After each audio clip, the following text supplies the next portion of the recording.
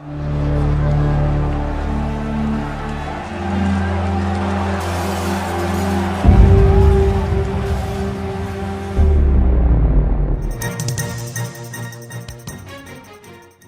ay yarım ərzində beynəlxalq media və çoxsaylı ekspertlərin Amerika Birləşmiş Ştatları-İran münasibətlərini sadələşdirilmiş formada vuracaq, vurmayacaq sual ətrafında aramsız təhlil etdiyi bir şəraitdə İranla Amerika Birləşmiş Ştatları arasında danışıqlar yenidən ön plana çıxıb və bugün Cenevrədə danışıqların növbəti raundu keçirilir.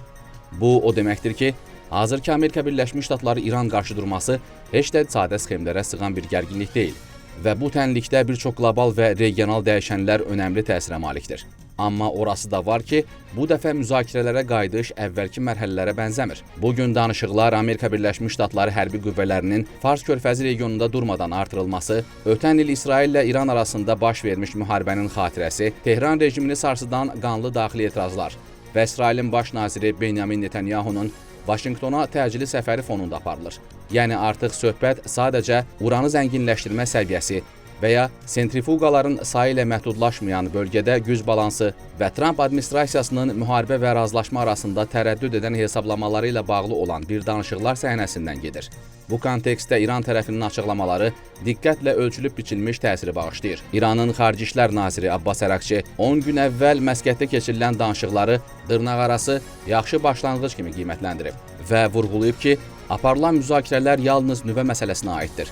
Əraqçi qeyd edib ki, etimadsızlıq danışıqlar prosesində ciddi problemdir və hər hansı irəliləyiş qarşılıqlı şübhənin aradan qaldırılmasını tələb edir. İranın mesajı aydındır. Tehran müəyyən çərçivədə nüvə proqramı barədə danışmağa hazırdır. Lakin raket proqramının və ya regional siyasətinin gündəliyə daxil edilməsini məqbul saymır. Trump administrasiyası isə iki təzyiq arasında qalıb. Hərtərəfli sərt mövqe tələb edən İsrailin təzyiqi və müharibəyə sürüklənmək riskindən çəkinən, böhranın nəzarətdə saxlanmasını üstün tutan region ölkələrinin təzyiqi.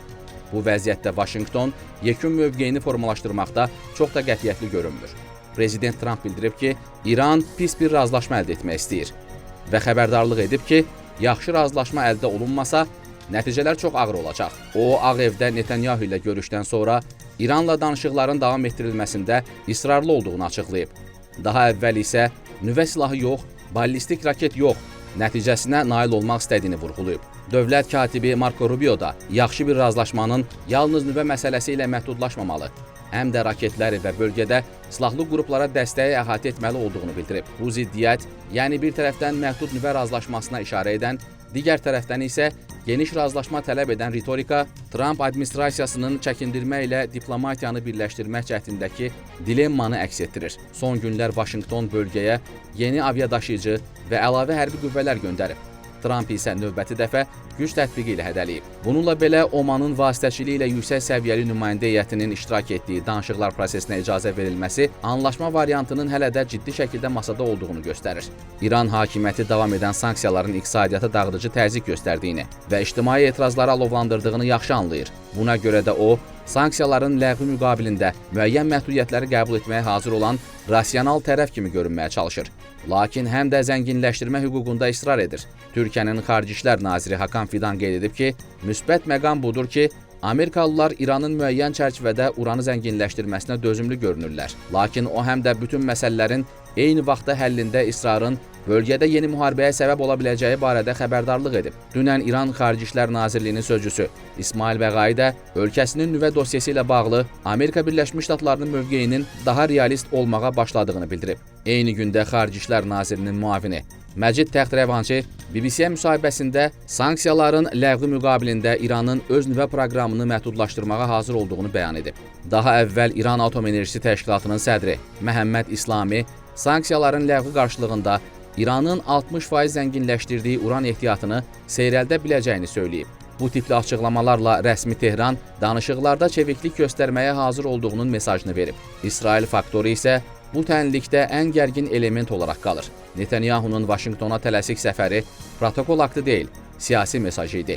Təhlilçilər bunu Amerika Birləşmiş Ştatlarının İran siyasətini formalaşdırmağa yönəlmiş açıq cəhd kimi qiymətləndiriblər. Netanyahu Vaşinqtona yola düşməzdən əvvəl zənginləşdirmənin tam dayandırılması, zənginləşdirilmiş ehtiyatların təhvil verilməsi və ballistik raket proqramının məhdudlaşdırılması kimi əsas prinsipləri Trampa təqdim edəcəyini bildirib. İsrail mediası da Vaşinqtonla Tehran arasında böyük uçurumdan və razılaşma şansının kiçik olmasından yazıb. Eyni zamanda İranın iqtisadi nəfəs almasına imkan verəcək pis razılaşma ilə bağlı narahatlığını ifadə edib.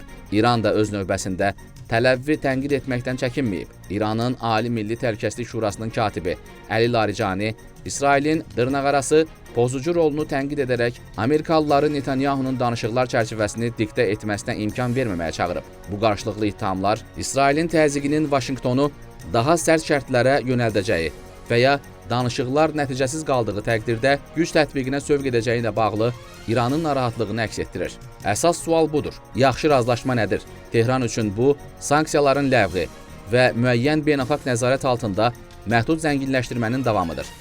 Tramp üçün bu, 2015-ci il razılaşmasından daha yaxşı və daxildə siyasi uğur kimi təqdim edilə bilən nəticə olmalıdır. İsrail üçün isə yalnız nüvə proqramını deyil, həm də ballistik raket proqramını və regional təsir şəbəkələrini məhdudlaşdıran razılaşma məqbul sayılır. Keçmiş təcrübə göstərir ki, gündəliyin genişləndirilməsi danışıqları dalana dirəyə bilər. Bugün bəzi vasitəçilər mərhələli yanaşma təklif edir. Əvvəl nüvə, sonra digər məsələlər. Donald Trump danışıqlarda mövqeyini gücləndirmək üçün hərblə hədələsə də, geniş miqyaslı hücumun bölgəni alovlandıra və Amerika Birləşmiş Ştatları maraqlarını riskə ata biləcəyini anlayır.